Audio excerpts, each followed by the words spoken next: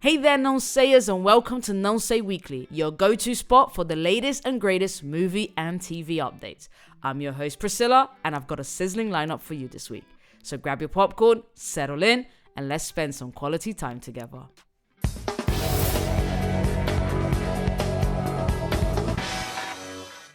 Our first movie update is we see Bob's Burger 2 get a release date, the 22nd of November 2023, coming to Paramount+.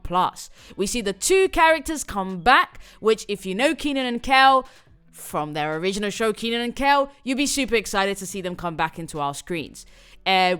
There's a few indications that the characters might now own the restaurant, so it'll be really interesting to see what happens in this scenario, but it's coming to Paramount+. Now, it's not going to be released in theater, so the only way to watch it will be on Paramount. So, go watch it, 22nd of November. This is one I'm excited for. Our second update is Percy Jackson's and the Olympians. Disney has announced that they will be tackling the Percy Jackson series and that it's going to be premiered on Disney+.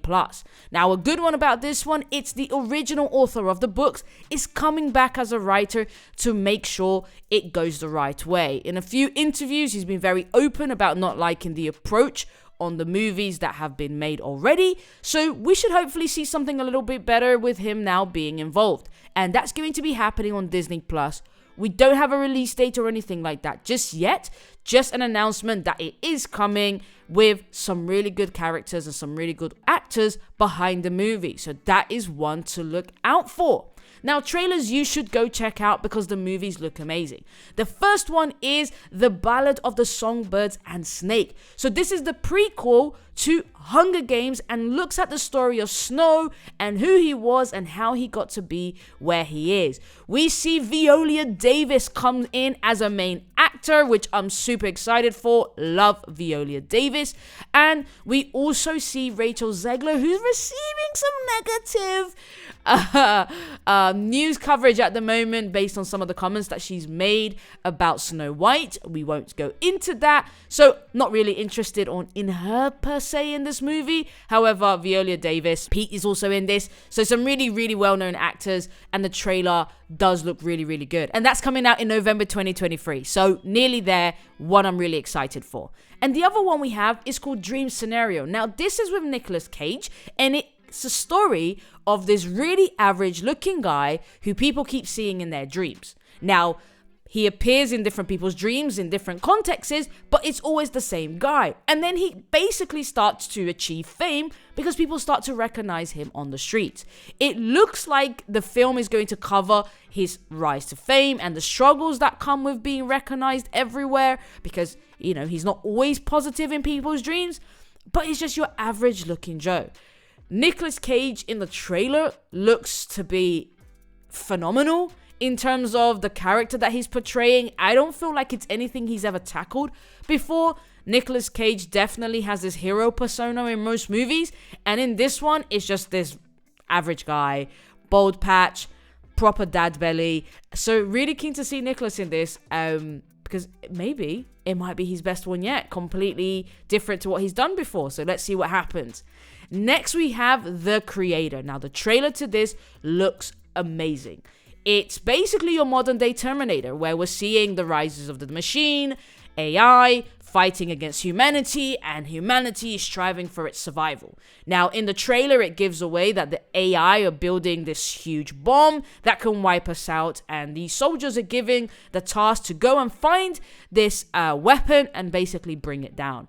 The soldier finds the weapon, and it turns out to be an AI child, like genuinely a kid, and it looks like it's going to be a story of the soldier protecting this AI kid, but the trailer looks really, really good. It was one that I wanted to watch anyway, but after seeing the trailer, it absolutely just solidified that it's one to watch. And that should be coming out on the 29th of September, so it should be out a few days after this podcast is released. So one I would recommend to watch in cinema. We also have Saw 10 being released. So Saw 10 is also coming out on the 29th of September. And it follows the story of John Kramer. And this time he's being diagnosed with cancer, or should I say misdiagnosed with cancer, by a team of doctors who are scammers who basically tell people they have cancer and then pretend they have healed them. Obviously, John is not going to have that, so he invites them to play his very own game. It's Saw. We sort of know what to expect with Saw. Also, the writers and producers have given indications that this is not the last Saw and they're going to continue to make movies, but the trailer sort of gives it this final end approach. It kind of comes across like this is the final one. So to have the writers and producers say that it's not almost goes against what we're seeing. However, it's Saw. We know what to expect. I suspect this is going to do really well in the box office. So yeah, that's coming out on the 29th of September. So another one to keep an eye out for. Another trailer that we've seen that is really cute is Once Upon a Studio. Disney has released will be releasing a short to celebrate their 100th anniversary. So in this short, they bring together all the Disney characters and basically put them together to celebrate everything that Disney has achieved in the last 100 years. The trailer is really cute. It's Disney. We sort of know what to expect with their anniversary celebrations, but with it being their 100th, I have some really high expectations. And who doesn't love a cute Disney short? So let's see what happens. And that's coming on the 15th of October. And that will only be available on ABC Studios. So in the UK, I'm not sure where we'll watch it. Probably on YouTube. So let's see what happens with that. And the last trailer we've just caught up on doesn't give much away, but definitely a little teaser, is Squid Game The Challenge. So a few years ago, right after the Squid Games TV series blew up, Netflix put out a call inviting people to participate in the Squid Game real life game. Fun fact, I was actually targeted for this, started the application and didn't finish it. Now sort of wishing that I did, because they are playing for a prize pot of £4.3 million, and it was actually filmed here in the UK. The trailer does not give much away, as it is just genuinely a teaser. Doesn't give away the games, doesn't tell us if it's going to follow the same structure as the actual TV series. However, that is due to be released in November 2023, so we're a couple months away, but definitely one to watch out for. So what's happening in the box office this week? Last week, we looked at the box office US. This week, we're looking at the box office UK, and it will be what we look at moving forward. In first place, we have The Haunting in Venice. It's doing really, really well and has already surpassed the two other movies that were released. So, doing really, really well. In second place, we have The Nun 2. To be honest, no surprises there. I expect that The Nun 2 will remain in the top 5 for a few weeks to come. So, let's keep tracking that. In third place, we have The Equalizer 3 with the famous Denzel Washington. In fourth place, we have J1. J1's actually facing some controversy at the moment, and a lot of the Asian countries are calling for a boycott. So we're not sure what that's going to do in terms of the box office here in the UK, but right now it's in fourth place. And in fifth place, we still have Barbie. It's holding solid. Again, wasn't sure if it would be here this week, but it is. So hey, let's keep on cracking on, because we're all off. So that's what's happening in the box office this week. Our retro reel movie for the week, the oldie but goodie, this time round is How to Lose a Guy in 10 Days. Excuse me? Frost yourself. The slogan for the campaign. Women of New York, frost yourselves. Hey, Frosty! Well, I like it. Now, this is a little bit of my guilty pleasure. It's one of the films I can just have in the background whilst I'm doing nothing without having to pay attention. And it's just a cute watch. It's a fun watch. It's the story of Andy, which is played by Kate Hudson, and Ben, who's played by Matthew McConaughey. And basically, they both are given a bet at work. Ben is given their bet that he basically can't make a woman fall in love with him, and he wants to take on the challenge because he basically wants to be given this really huge account, because he wants to be able to target diamonds and move away from sports and target the female demographic, because he knows what women want. And because he knows what women want, he's able to make anyone fall in love with him. which goes to basically allow his colleagues to pick Kate out of a random woman in a bar. However, they know that she's writing an article on how to lose a guy in 10 days, which she was given by her boss because she wants to be able to write more serious pieces and be taken more serious as a journalist. So her boss says, you know what, write this, do it well, and you can write about whatever you want. So Kate does it, she takes it on and starts to write how to lose a guy in 10 days. Ben wants to make a woman fall in love with him because he wants to win the account. So now you have these two characters basically going into this being completely selfish, knowing that they're simply there to gain career progression.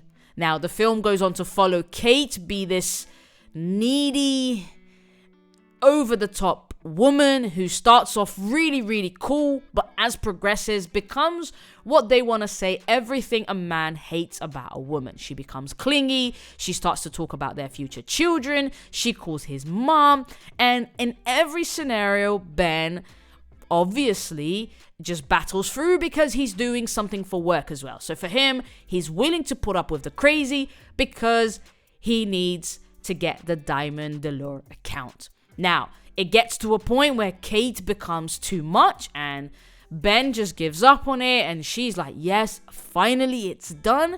But it just so happens to be whilst his friends are around for poker night and they're like, dude, you're going to lose the account. Don't give up yet. Go get her back. And we see this scene where he's climbing down this fire escape and gets to the bottom just as she gets to the bottom. And he tells her, couples therapy. To which she's really surprised by and goes, you know what, Ben? Sure, but if we're gonna do this, I don't know how much more I can take. While she turns around and you can see she's like, oh my god, how much can this guy put up with? They go to couples counseling, who happens to be Andy's work colleague and friend, and the counselor suggests that they go away for a weekend together, which they do, and they meet Ben's family. And they end up falling in love, which we sort of knew would always happen. They end up falling in love. Kate loves Ben's family, loves spending time with them. And when they get back, it's announced that both of them have basically been playing each other. And it's almost brought to light in a really embarrassing way. There are a company event where Ben is basically being announced that he got the diamond account. Andy finds out during the event, a little bit drunk, takes to the stage and starts to sing about Ben's private part and announces it to the world that there is a name for it, and it's quite comical at this point. Andy goes on to resign because she actually realizes that her boss isn't going to let her write about anything. She wants her to write about shoes or fashion, entertainment, not what Andy actually wants to write about, which is politics and culture and things that are happening around the world. So Andy takes the brave step and decides, I'm leaving, I'm moving on. And Ben finds out she's leaving the city and goes on to catch her on the bridge and tells her where you're going. You know, you can write anywhere. And seamlessly they end up together.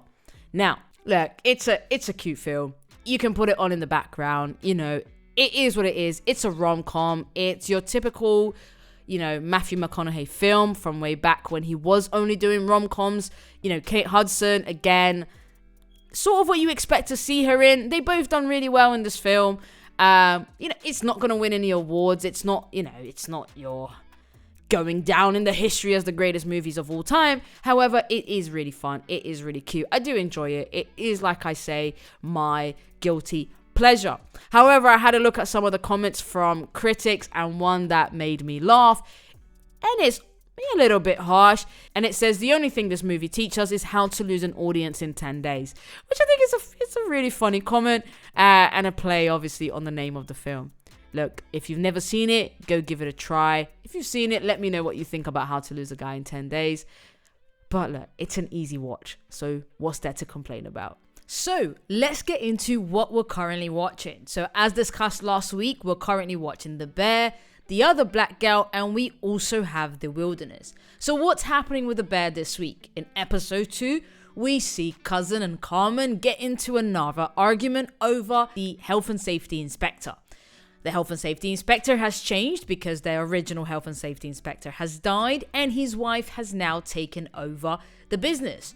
She comes in and takes a look around and very quickly identifies that the rating for the restaurant is now a C, which both Carmen and Cousin decide to not accept. However, she says nothing can be done for another 30 days. Nothing really happens this episode outside of that. We see some development with Sydney, who's really keen to work under Carmen and has basically developed a business plan showing how they could afford to pay her a salary and giving Carmen basically an insight into where he's spending money and missing out on making money.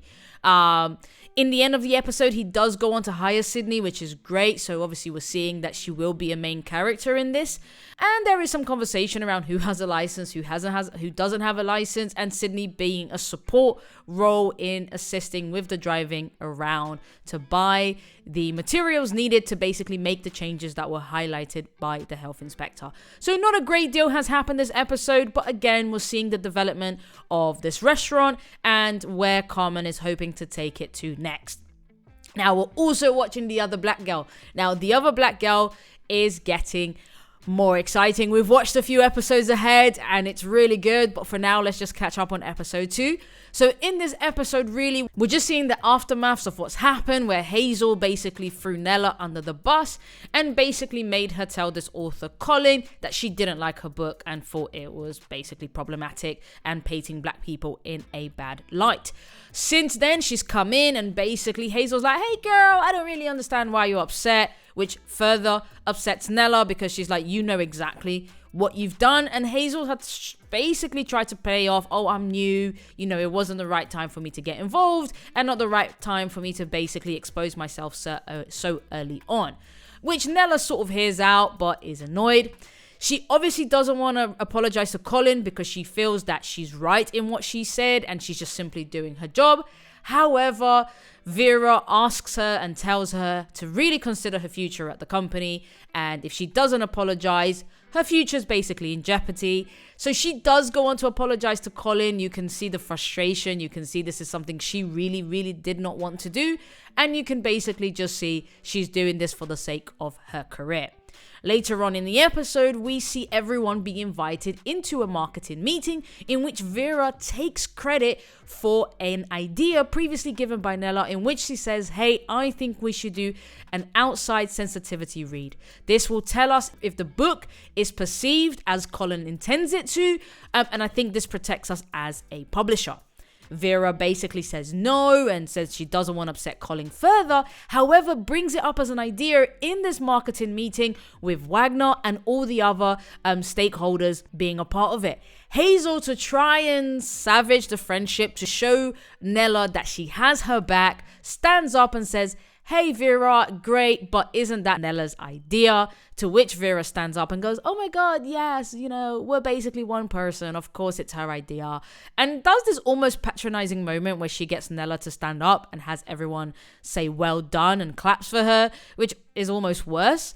But that's basically the gist of what's happening there. Now, at the end of the episode, we get this really weird clip where she said hello to her boyfriend, they're having a little bit of a kiss, and Hazel is downstairs watching Nella through the window and she can see everything from downstairs, and I'm not really sure what that's intended to be, but obviously it's super weird that she's watching her. She's obviously followed her home because Nella has never invited her around. She has no real friendship there like that, so a bit of an interesting one. Obviously, like I said, I have watched a little bit ahead and actually it still doesn't explain what it is, but super excited to keep going into it. Honestly, guys, go watch The Other Black Girl. It's such a good series and it's not obvious what's happening. That's what I'm really enjoying about it. It's not obvious. The storyline, the plot is not obvious.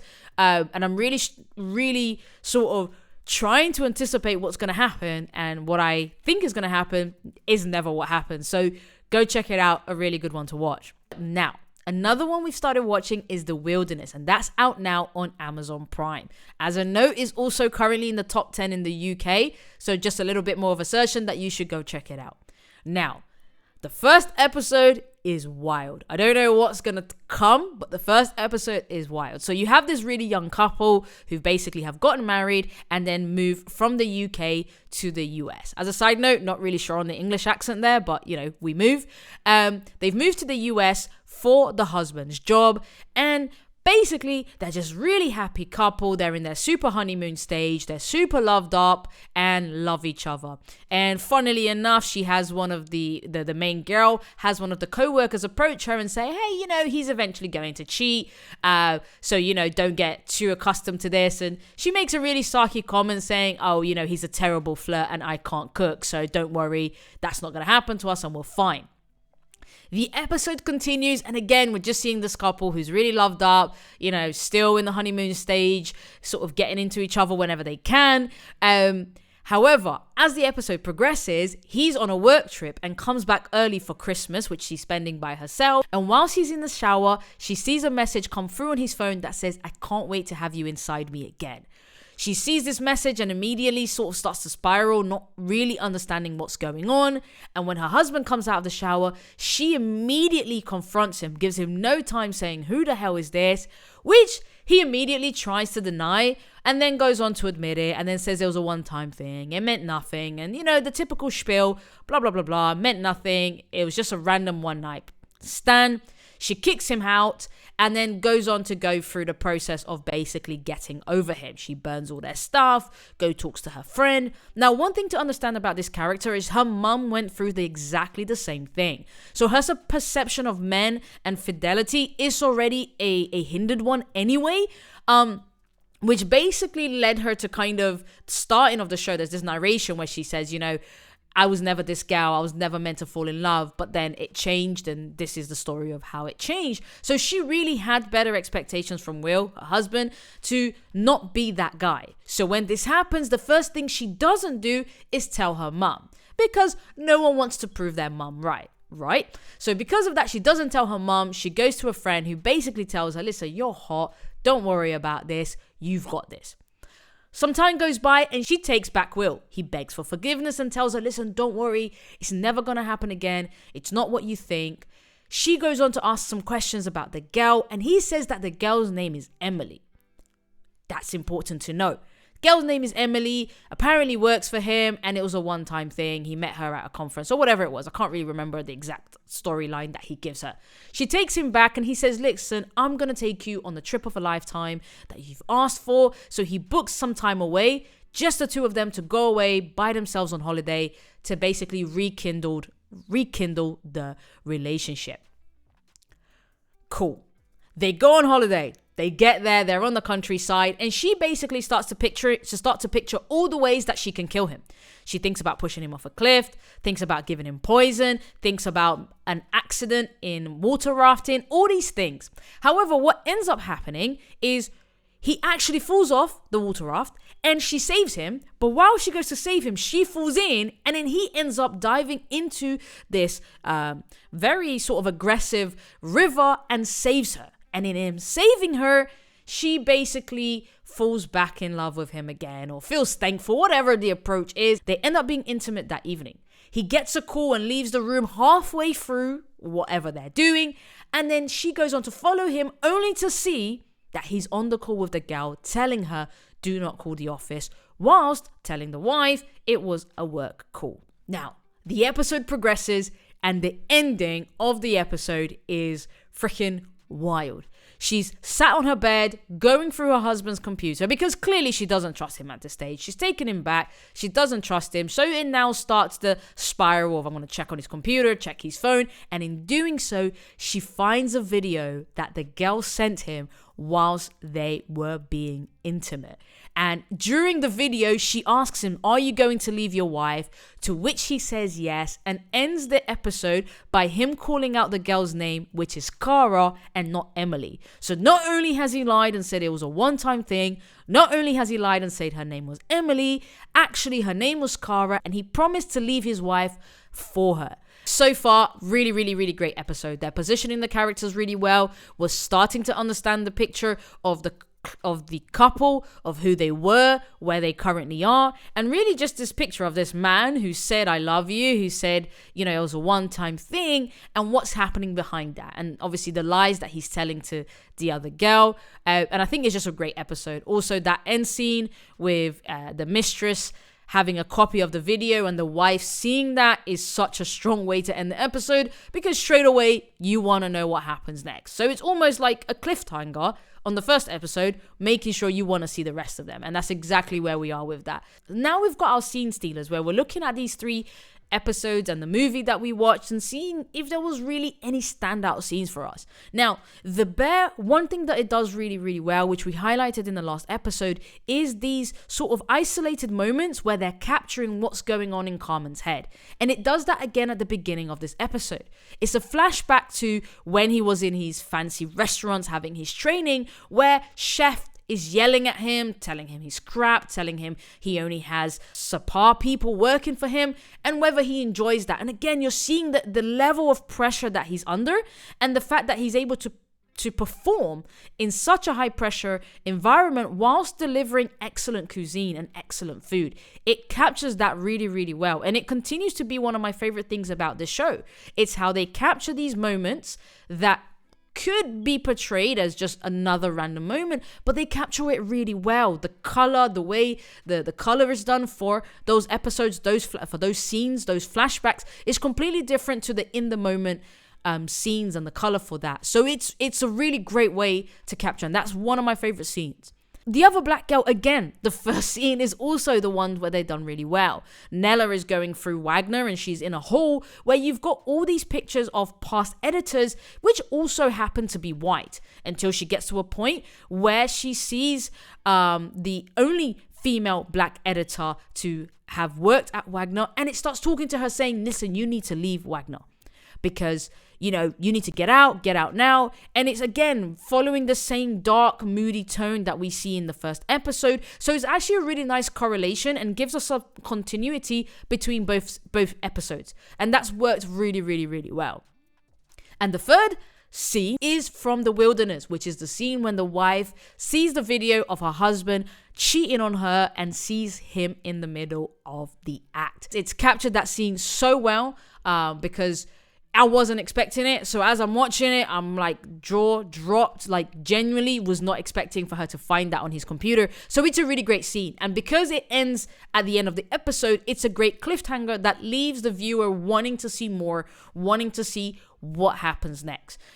So the stream time recommendations for this week. This seems to be a really good week because we're getting quite a few things being released across different streaming channels. So let's just go on and start breaking it down. The first one we have is Ninja Turtles Mutant Mayhem. So it's just come out of theaters and it's now available on Paramount Plus. Having seen this in cinema, it's a really cool one to watch, especially if you've got young kids. If you're a fan of the Ninja Turtles, again, just a nice one to capture. I love the cartoon style that they've used for this. Sort of feels very much like Spider-Man Into the Spider-Verse. So enjoyed how they've done that, and that's now available on Paramount Plus. We've got Spy Kids Armageddon, and that's now available on Netflix. That was released on Friday, just gone, the 22nd of September. We also have a new TV series that you should definitely go check out.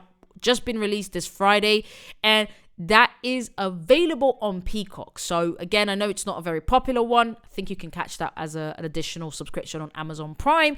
And it's called The Continental, which is the John Wick prequel. So if you're a John Wick fan and want to understand a little bit more about what the role the Continental plays, which is the hotel, go check that out. Some really good reviews on it so far, so one to check.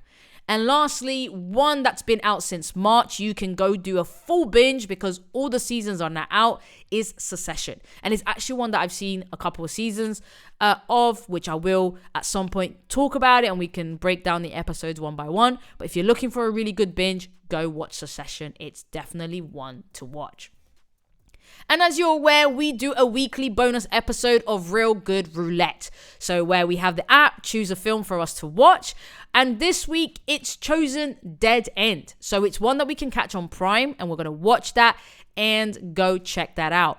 Also, check the bonus episode that we've released, which gives you a small review of the film we watched last week, which is All Who Loved Her. Spoiler alert, go check it out.